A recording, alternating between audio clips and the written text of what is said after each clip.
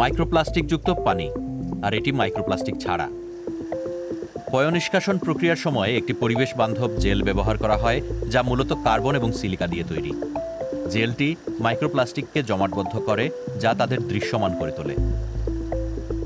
আমাদের hybrid silica gel একটি জাদুর আঠার মতো, যা মাইক্রোপ্লাস্টিক কণাগুলোকে একত্রিত করে।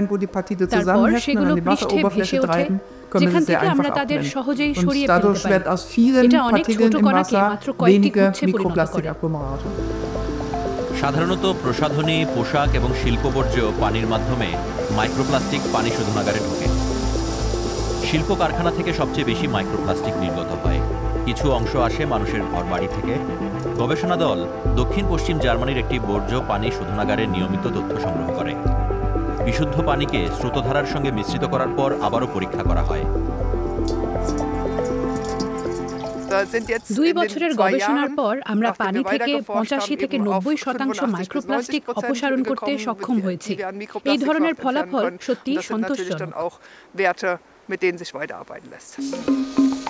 বিজ্ঞানীরা তাদের গবেষণাগারে পানির নমুনায় ফ্লুরোসেন্ট মার্কার যুক্ত করেন। এগুলো তখনই সক্রিয় হয় যখন একটি নির্দিষ্ট তরঙ্গদৈর্ঘ্যের আলো নমুনার উপর ফেলা হয়। এভাবে মাইক্রোপ্লাস্টিকের উপস্থিতি কতটা তা জানা যায়।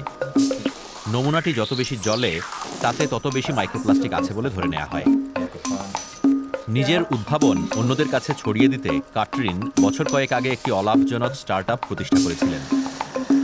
এর মাধ্যমে তিনি পানি শোধনাগার সহ বিভিন্ন কোম্পানিকে পরামর্শ দেন। একটি অংশীদার কোম্পানি যন্ত্রপাতি বিক্রি করে। জেলটিও অনেক জায়গায় পাওয়া যায়।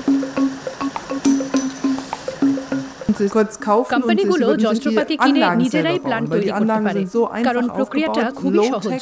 প্রযুক্তিটিও জটিল নয়। একটা সাধারণ চুল্লি যার ভেতরে স্টার্টার থাকে আর বিদ্যুৎ সরবরাহ ব্যবস্থা।